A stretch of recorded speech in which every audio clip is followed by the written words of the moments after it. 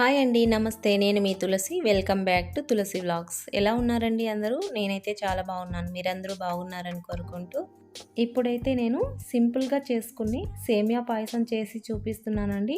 ఎలా చేయాలో చూద్దామా? ఇప్పుడు ముందుగా స్టవ్ ఆన్ చేసుకొని కడాయి పెట్టుకొని 2-3 స్పూన్ల దాకా నెయ్యి వేసుకుంటున్నాను. నెయ్యి కరిగిన తర్వాత ఇక్కడ జీడిపప్పులు 10 దాకా తీసుకున్నానండి. ఇవి వేయించుకొని ఒక చిన్న కప్పులో పక్క తీసుకుంటున్నాను. ఇప్పుడు ఎండు ద్రాక్షను కూడా వేయించుకొని అదే కప్పులో పక్కన పెట్టేసుకుందాము. ఇప్పుడు 2-3 స్పూన్ల దాకా నెయ్యి వేసుకొని 1 కప్పు సేమియా తీసుకున్నాను. ఇక్కడ స్టవ్ లో ఫ్లేమ్లో పెట్టుకొని నిదానంగా కలుపుకుంటూ వీటిని ఫ్రై చేసుకోవాలి. ఈ సేమియానంతటిని ఇలా కలుపుకుంటూ ఎర్రగా అయ్యే వరకు వేయించుకోవాలి. ఇలాగే కలుపుతూ నిదానంగా ఎర్రగా వేయించుకోవాలి. సేమియా ఎర్రగా అయిన తర్వాత సేమియా తీసుకున్న కప్పుతోనే 1 కప్పు నీళ్ళు తీసుకొని మరిగించి పెట్టుకున్నాను. ఆ కప్పు నీళ్ళని సేమియాలో వేసుకొని ఉడికించుకుందాము. సేమియా కొద్దిగా ఉడికాక 4-5 నిమిషాల తర్వాత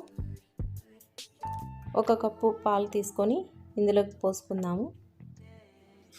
ఇప్పుడు పాలన్నిటిని కలుపుకుంటూ ఉడికించుకుందాము.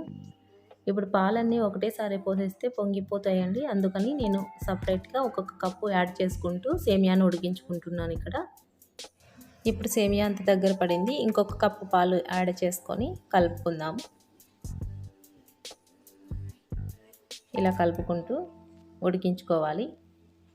ఇది కొంచెం దగ్గర పడిన తర్వాత సేమియా తీసుకున్న కప్పుతోనే 1/4 కప్పు చక్కెర వేసుకొని కలుపుకుందాము.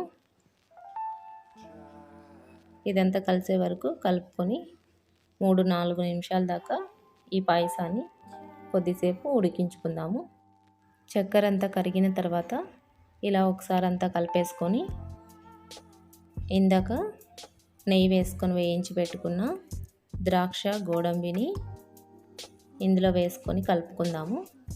ఇప్పుడు వీటిని కలిసిన తర్వాత 1/2 స్పూన్ చియా సీడ్స్ తీసుకున్నానండి. ఈ పాయసంలోకి నేను వీటిని ఒకసారి కలుపుకుందాము.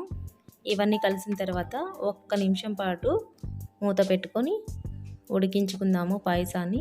ఇది కాస్త ఉడికిన తర్వాత స్టవ్ ఆఫ్ చేసుకొని మూత తీసి 10 నిమిషాల తర్వాత నెయ్యి వేసుకొని ఒకసారి అంతా బాగా కలుపుకోవాలి. ఇంతేనండి, సేమియా పాయసం ఇక్కడ రెడీ అయిపోయింది. నేనైతే ఇక్కడ యాలక్కల పొడి మిస్ అయిపోయిందండి. మీరు కానీ ఉంటే వేసుకోండి, చాలా బాగుంటుంది. ఇప్పుడైతే కప్పులోకి తీసుకొని ఎంజాయ్ చేయడమే. చూసారు కదా, సింపుల్ సేమియా పాయసం రెడీ అయిపోయింది. నేను చేసిన ఈ సేమియా పాయసం మీరు కూడా చూసి తప్పకుండా ట్రై చేయండి. అలాగే ఎలా కుదిరిందో కామెంట్ చేయండి. మీకు కానీ ఈ వీడియో నచ్చింటే ప్లీజ్ సబ్స్క్రైబ్ అండి. Thank you.